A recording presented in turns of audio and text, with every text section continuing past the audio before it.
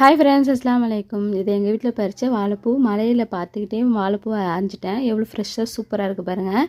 அடியில் உள்ள குருத்து எடுத்து வச்சுருக்கிறேன். இது வந்து நம்ம எப்போ ஆக்குறோமோ அப்போ தான் வந்து நம்ம வெட்டணும். அப்போ தான் நல்லாயிருக்கும். இப்போ உள்ள ஒரு குருத்து மாதிரி இருக்கும், அது சாப்பிடுங்க. செம்ம சூப்பராக இருக்கும். உடம்புக்கு ரொம்பவே நல்ல ஃப்ரெஷ்ஷாக கிடச்சிச்சினாக்கா கண்டிப்பாக மிஸ் பண்ணாமல் ட்ரை பண்ணி பாருங்கள். எனக்கு கிடச்சதுனால நான் சாப்பிட்றேன். இப்போ வாழைப்பூ நல்லா நைஸாக அரைஞ்சி வச்சுக்கிறேன்.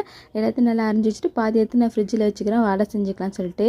இப்போ வந்து குக்கரில் வந்து 1/4 டம்ளர் வந்து பாசிப்பருப்பு நல்லா வாஷ் பண்ணிவிட்டு ஒரு 2 டம்ளர் தண்ணி ஊற்றிக்கோங்க. ஒரு தக்காளி, 3 சின்ன வெங்காயம் போட்டுக்கலாம். வெட்டி வச்சிருந்த வாழைப்பையும் போட்டுட்டு 1/2 ஸ்பூன் வந்து உப்பு போட்டுக்கோங்க. 1/2 ஸ்பூன் ஜீரகத்தூள் போட்டுக்கோங்க. 1/2 ஸ்பூன் வந்து மஞ்சத்தூள் போட்டுக்கோங்க.